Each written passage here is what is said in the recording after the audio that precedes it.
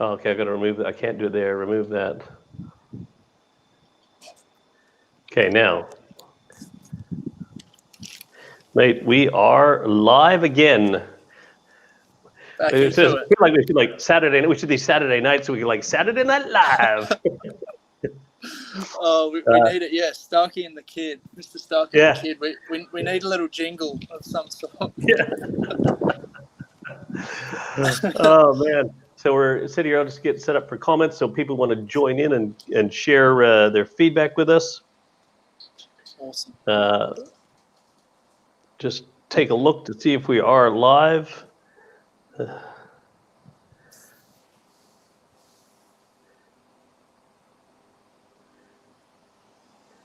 It's looking.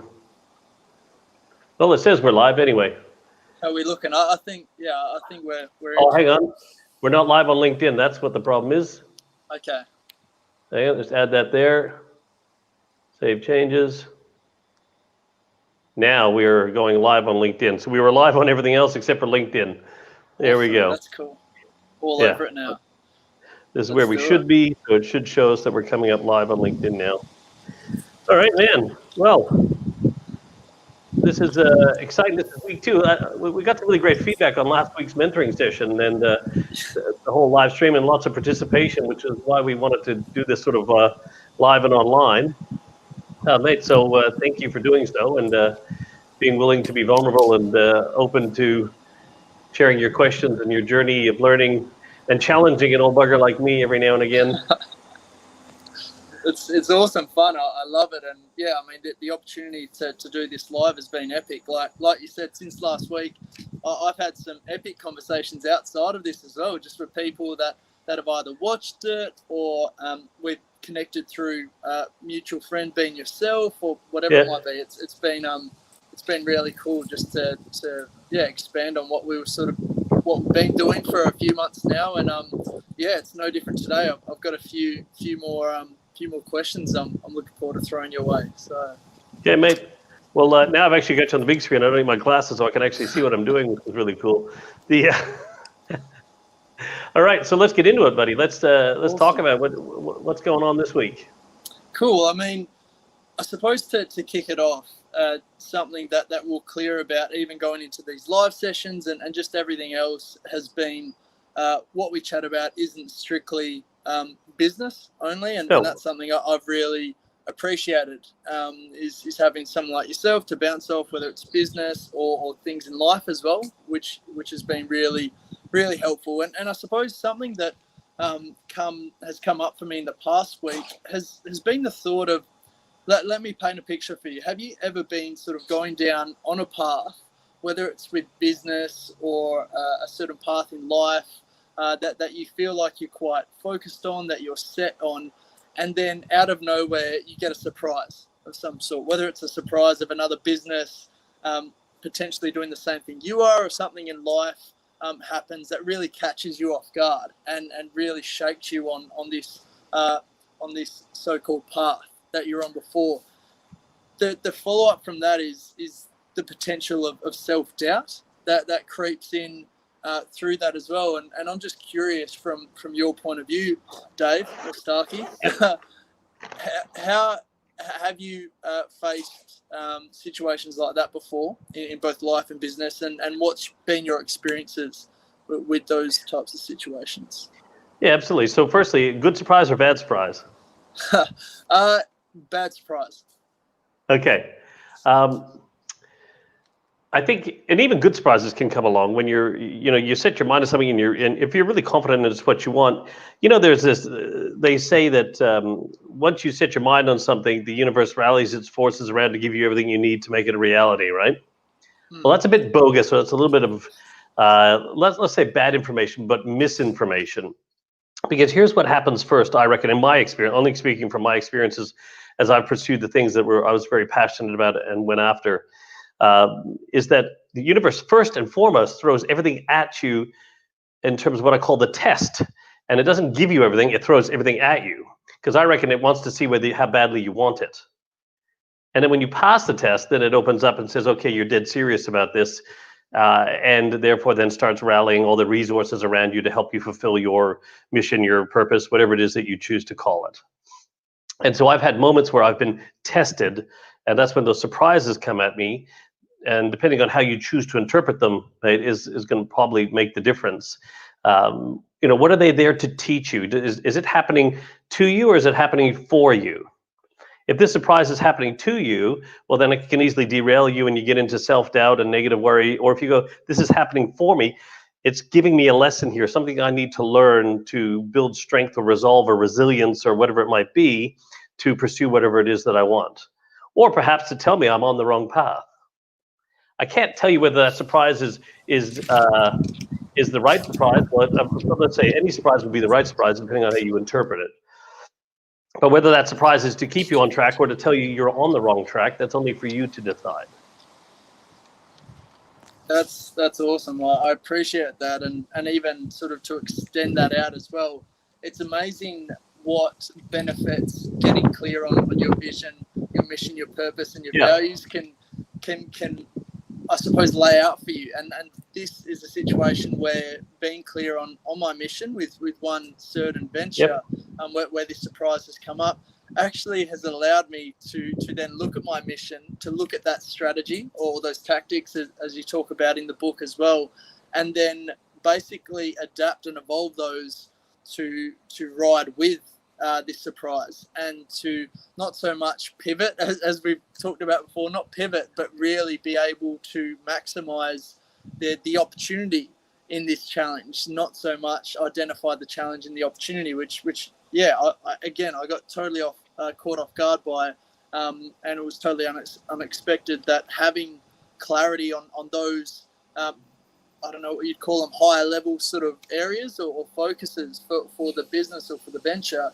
has really helped actually ride that now over the past week and come out of this week, for example, in a position of excitement, not so much dread or worry about, this surprise has come up.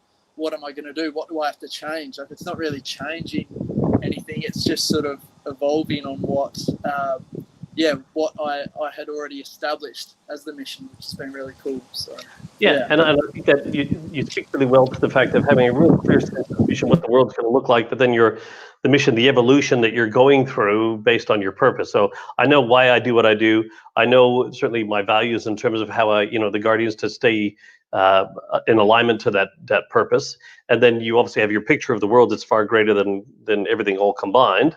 But then your mission, which you talk about, is you've got that, who you're becoming or who your business is becoming.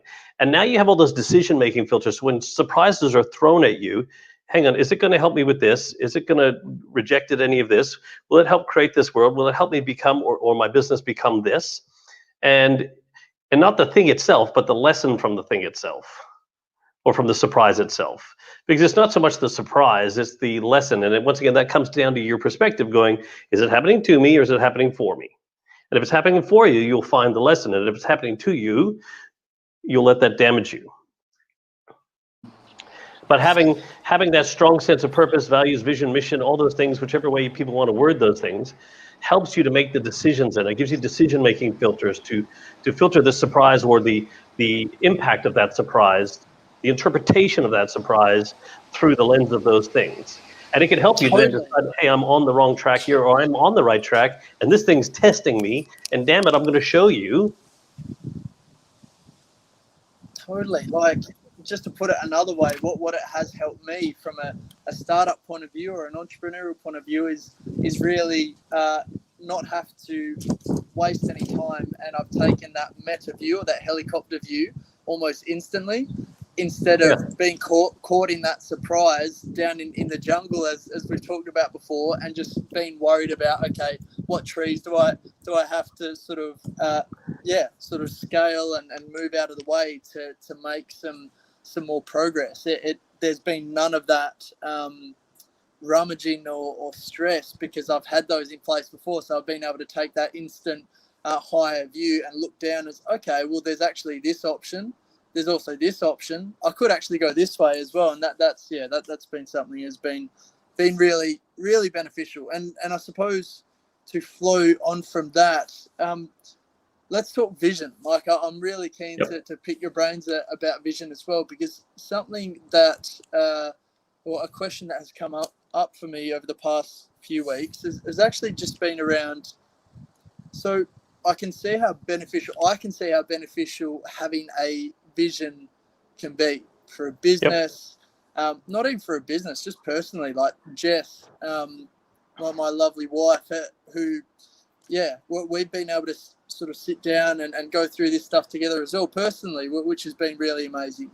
But what about, let's go to the business setting. What about if I come into contact with someone, a work colleague, a supervisor, whoever it might be, that would be in that phase of what I'd call traditional thinking, in the form of that they're in that stage of being able to strategize, to action, to add to that to-do list, but there's an apparent lack of connection to any vision. Like, how would you go about communicating with that type of person who may have been in the industry for 10, 20, 30 years and may be quite set in their ways as well? Like, what are your thoughts around that whole topic? Yeah.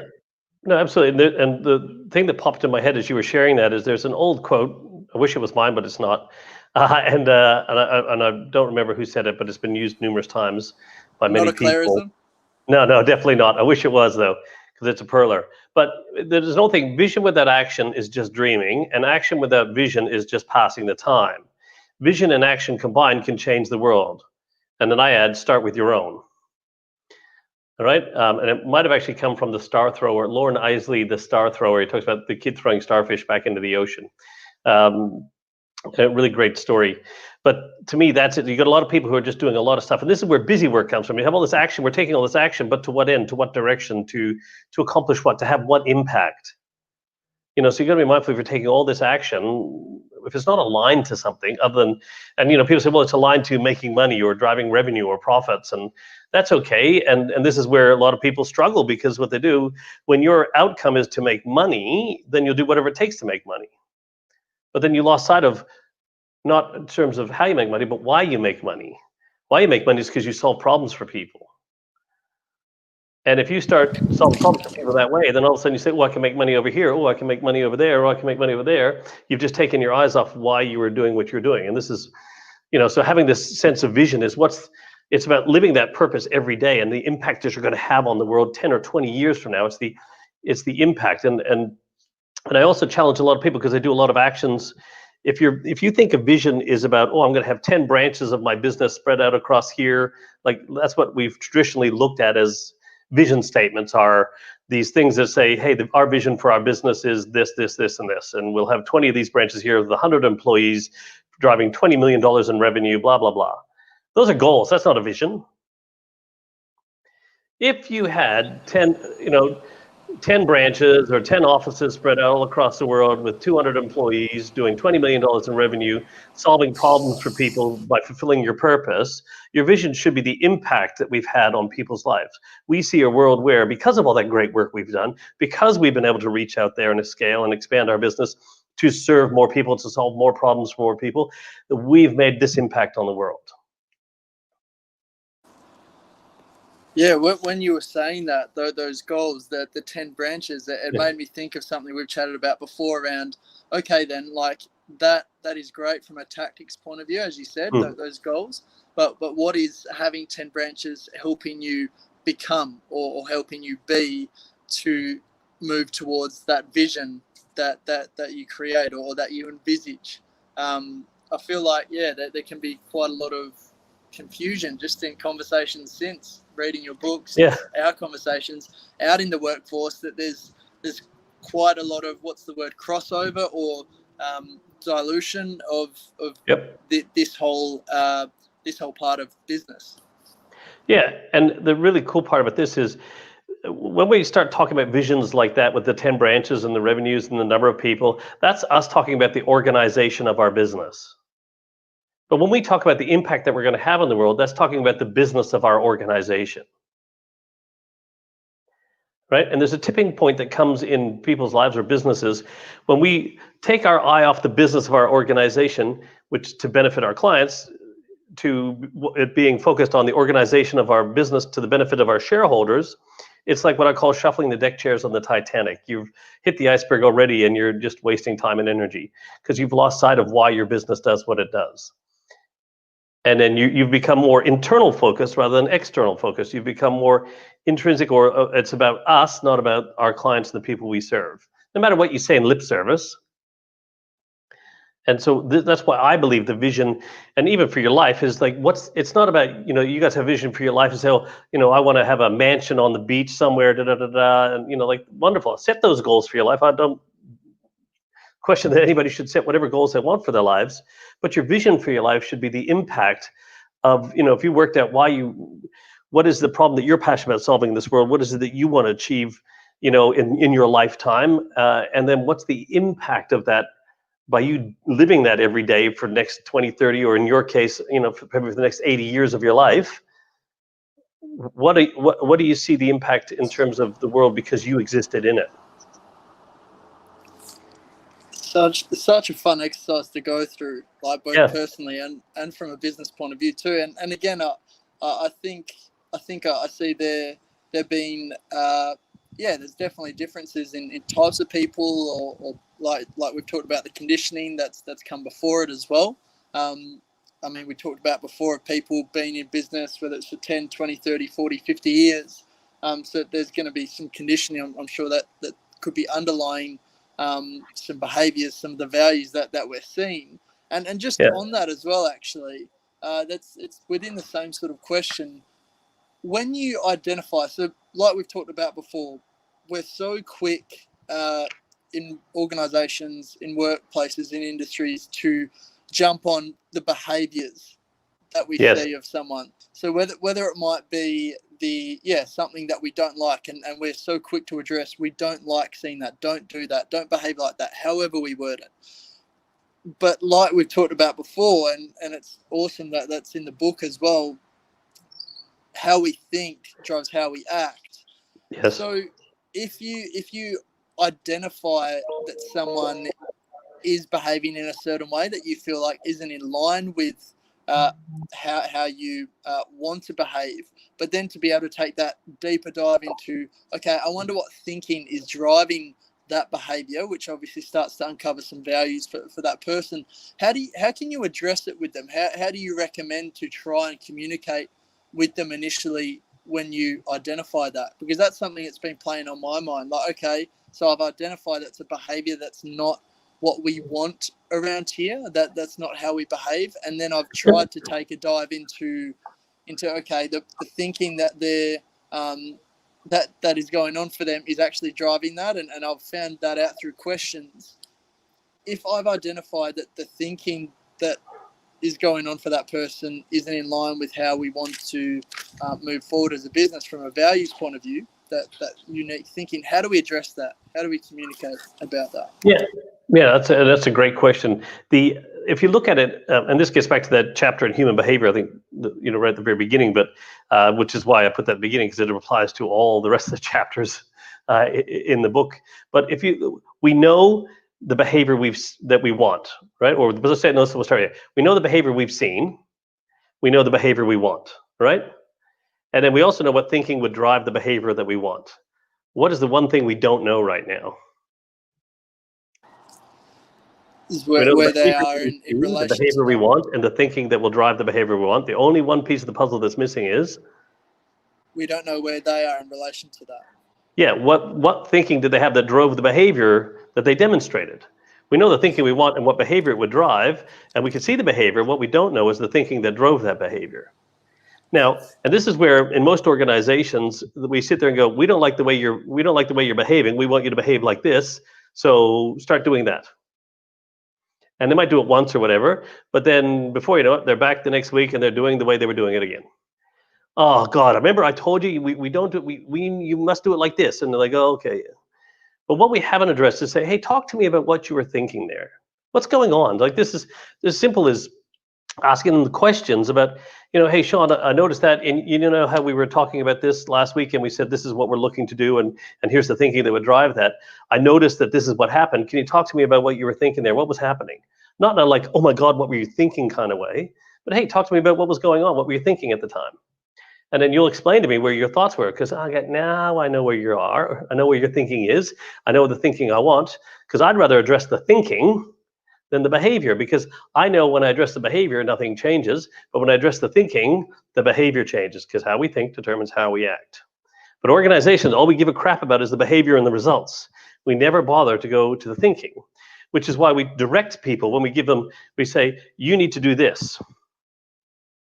How many times do I have to tell my people to do this? Well, that's because you're telling them to do the behavior. And they say, well, okay, well, I'll ask them questions. Do you want to do this or do you want to do that? So you're giving them a coin toss decision about what it is that they want to do. We need to start asking questions that cause people to think for themselves. Even if it's not the thinking, we want them to start to learn how to think for themselves in alignment with the thinking that we want to have in our organization. Right? So we need to talk about that and ask questions that force that person to think for themselves. And I don't care if it's at the lowest level of thought process. I don't accept I don't know as an answer. Tell me what you do know, because I need to know where we're starting from. Right? And so it's about asking questions so that the answer to the long-winded way, but just understanding the science and magic of it all, is we've got to start asking questions that make people think for themselves, not asking questions that make them make choices or telling them what to do. My intuition, I think, is picking up a bit of a common theme of questioning, just from obviously what we chatted about last week. And it's amazing, because I think we've touched on this, like, just in our catch-ups before as well, just around I see there being so much correlation between between parenting and leading in the workplace, in whatever it may be. Because even as a father of a toddler, of 3-year-old Oscar, I've noticed that just in our relationship, how I've gone from having this idea of how to parent, which initially was to teach and to tell him how to do everything, and that's how he will learn, to then, as I've sort of dove deeper into this world, it's actually transferred into my parenting, I think, now too, where I'm asking Oscar more questions than ever before, and that's leading to not only a stronger relationship between us, but I can see in him, as a young growing person that he is, that it's actually providing a lot more opportunities for him to grow as well. And I just see it the exact same in a lot of ways, for being a leader in a workplace, for an employee too, which is I've got to say, it's been an epic realization, like such a cool realization. We'll start with, like, you got to do teaching first and then educating second. So teaching, if you look at it, is putting information in. Education is pulling information out. And in this world, then it's training first, coaching second. So we might have to do some training and get people to train them. Then our job is to coach them. They might need to learn some skills and learn some stuff and things like that. And then our job is to coach them, which is to help close the gap. But if we just keep giving them directions and telling them what to do, we're teaching them not to think for themselves. That's the only thing we're teaching them. And I had this with a bunch of leaders in a session once, a couple of weeks back, and we talked about this with the kids. And they're like, when Oscar turns to you and he goes, "But why, Daddy? But why, Daddy? But why, Daddy?" And you go, "Because Daddy said." All right? As painful as it might be, you need to encourage the "but why, daddies," and get them to be able to get Oscar to be able to, and then ask him a question back that causes him to think, well, why do you think, Oscar? What do you think that Daddy has said that for, or why this, or why we're doing it that way? He's actually started being a bit of a parrot, and I'll ask him, "Oh, Oscar, what do you think?" And it'll literally be 5 seconds later, "Daddy, what do you think?" He's already throwing them back at me now as well, which is, it's good fun, because it provides the opportunity then, like you said, to provide that input as well, even though it's initially I didn't even mean for can you get him to send his resume in to me at Circle Leadership, mate, so we can keep him on record for a few more years' time when we meet him as a coach? It's nuts. But I was just thinking as well, when you were saying that the whole teaching, the training and coaching, the teaching and educating, it's amazing just being able to talk to, whether it's people like yourself, or then there's other people in the education space or create design thinking space, and it's amazing where their journey started. in this world, and I'm starting to piece together my thinking around it. Actually stemmed from an experience that they had themselves at some point, which is amazing, because then over this long journey they've taken that initial experience. Some people can recall it easy, some people cannot, but they can take that initial experience and then they basically turned it into a form where they can teach, where they can train, which is pretty awesome. The only thing I have with that is, like you said, being able to blend that in some way, and I'm sure it's different for every industry, every person, but being able to blend that with providing experiences as soon as possible. Because just like the coach, just like the trainer, just like the teacher, if the student or whoever they may be, the mentee, can have those experiences in some form as well at some point, like we were saying last week, who knows what's going to come from that? The student may just teach the teacher a thing or two potentially as well. Well, mate, I would like to say that I'm equally learning as much from the questions that you ask me as hopefully you are from the answers that I provide. Definitely. No, I honestly love this relationship. It's everything happens for a reason, I believe, and I'm getting a lot out of it. Sometimes there's nice surprises, mate, you see, so it's not all. Exactly. Well, like you said, it's how you interpret them. Initially, going back to the surprise thing, it was that shell shock of, wow, like what's going on? And I'll be honest, if I didn't have some clarity around, like we were saying before, the vision and the mission and everything, I feel like I may well have sat there for a while longer. But at the end of the day, when you've got those tools in place, you might as well have a crack at using them as well. So it was it was really, really cool. I know where this time has flown by. I know, man. Look at it. It's like it's 1:27 already. Holy crap.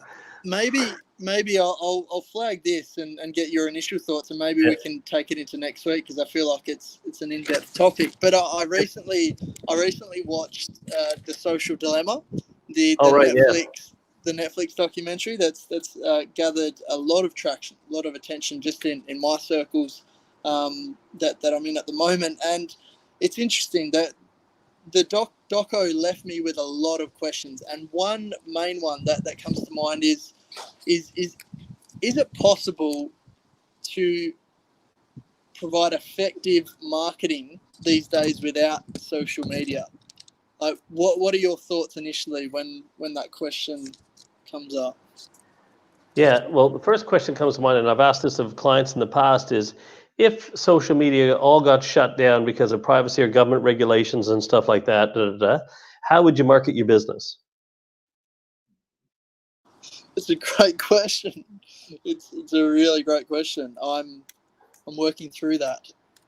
Yeah, like, and not necessarily have the answers. Like, to me, it's like, like, imagine the world we're in, where social media gets shut down. Okay, like all of a sudden, because of privacy, all Facebook, LinkedIn, all those platforms all have to shut down.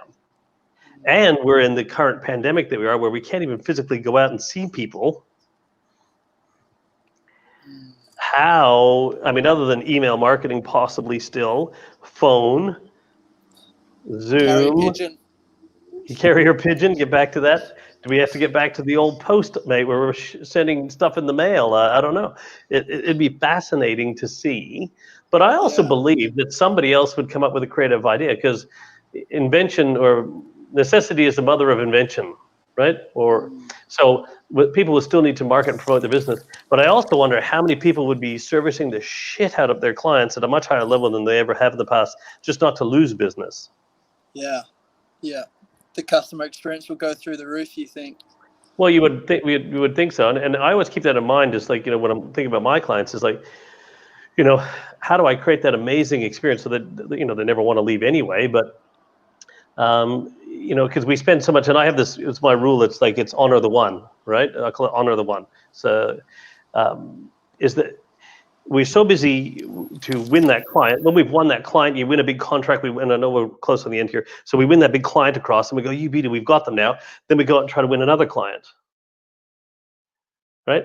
But then what are we doing to win this client's love every day? And it's like I said, like, and I say this to all the gents out there, what are you doing to win your wife or your partner's love every day? You know, it's well known amongst all my friends, my circles, that I punch well above my weight class. And my lovely wife, and as much as you do yourself, and you sit there and go, you know, it's our job to show our wives or our partners that we love them every day. We don't just like, okay, they've married us, you beauty, we don't have to pay attention to them anymore. You know, I'll do stupid little things just to let her know that I love her. Or I'll make sure every time I leave, I'll give her a kiss and cheek, let her know where I'm going. Just even simple things. Or I'll put all the knives and forks on the bench and it says, I love you. And then she gets mad at me because she has to come and clean it all up afterwards. But, so no different to our clients. What are you doing to win your clients' love every day? So we won them, they've decided to come. What are you doing to win them every day? While you're still seeking to find other clients, but not forgetting the clients that you have. And so whilst that takes a long way from the marketing thing that you talked about, but to me, some of the best things you could do, if you had no platform, no nothing, service the living daylights out of your clients and help them obtain more clients. Because one thing I'm always in my mind and my heart when I'm thinking about my clients is I'm always thinking about my customers' customers. If I can understand my customers' customers, then I can understand how I can help my customers. And so like take it a layer deeper rather than just think, how can I be of service to my customers? How can I be of service to my customers' customers by being of service to my customer? How's that for an inception moment? I literally just went there. Yeah. Honestly, we're going deep into the rabbit hole now, mate. So it's like, anyway, we're at sort of time, buddy. So happy to explore that further. But that's you asked my initial thoughts on it. Those are the first things that come to mind when I think about that sort of stuff. But it's questions that I've asked clients before is like, what the heck would you do if nothing was there? How would you market or promote your business? And the first thing you do is market the living daylights out of your existing clients. So why aren't you doing that now? Doesn't stop you from asking questions, does it? Like no. Of those clients. That's cool. I know we're out of time. I literally like just jotted down like another five questions. So next week's sorted already. I'm all over this. I'm keen. Mate, we might get a stage we have to do this every day at the rate we're going. Hey, I'm not going to say no to that. Be careful, Dave. Be careful. I'll hold you to that. All right. And I know we've had a bunch of viewers. There wasn't any comments or anything come up, but thank you to everybody who was watching this on various platforms. If you have any comments or questions, please put them in, and Shawnee and I will do our best to answer them. Why not? Like, if anyone is watching this part now, just on that last question of how would you market without social media, or how don't you? And who knows, maybe we can get some awesome chat going in the comments as well. Yeah, that's a great idea. Actually, what we should do is that, like, anybody, please, we'll put this up and we'll reshare it, but we'll ask that question. If you had no social media platforms, they all didn't exist, how would you market your business? And it's been great. One last thought about that is, I know we'll just throw this one in there quickly, because remember, marketing is us talking about our business. Branding is the marketer or the consumer talking about our business. So maybe we shouldn't market at all. If we just service the living daylights and blew our clients' minds, they'd all be talking our business and we wouldn't need to market it. Well, now we're jumping into the now we're going to end it right there, aren't we? Yeah. Awesome. End it right there. Okay, buddy. Let's jump into it next week. Thanks, Dave. All right, man. Thanks, Mr. Stark. See you everyone. Later. See you, kid.